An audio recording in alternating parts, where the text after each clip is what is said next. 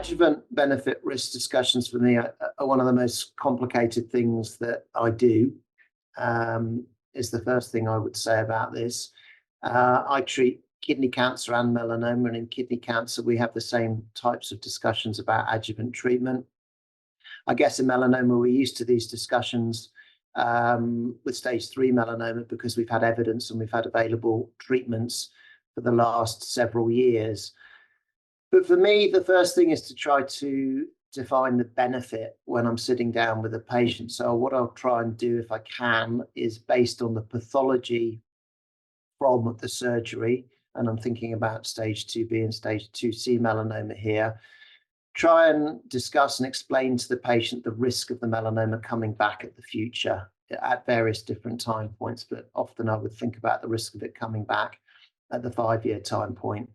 Then on top of that, I would then say, well, if you have adjuvant treatment with pembrolizumab, the reduction in risk is so much, and so the risk comes down, and I try and help the patient and their family understand that reduction in risk. And generally speaking, in my experience, most patients think, other things being equal, it's a worthwhile level of benefit.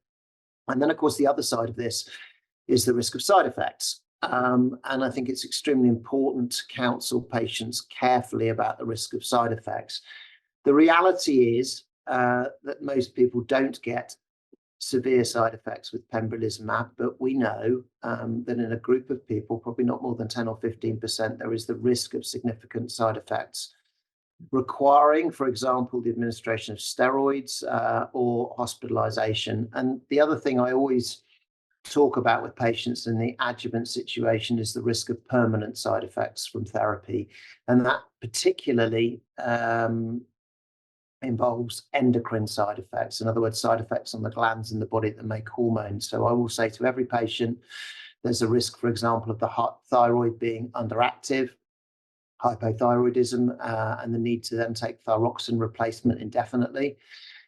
Most people are normally okay with that potential risk, but I also am very clear that we know with checkpoint inhibitors, there's the risk of the development of diabetes, which is not a minor side effect. By definition, requires the administration of insulin, and if it happens, it tends to be a permanent side effect. So that's really important in the adjuvant setting.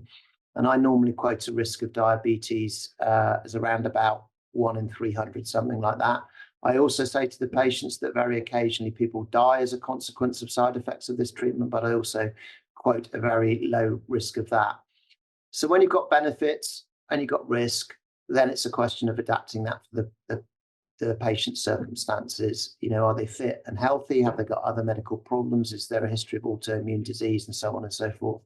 And so the whole thing really is about having that discussion with patients and really helping them to come to a point where they're ready to make a decision.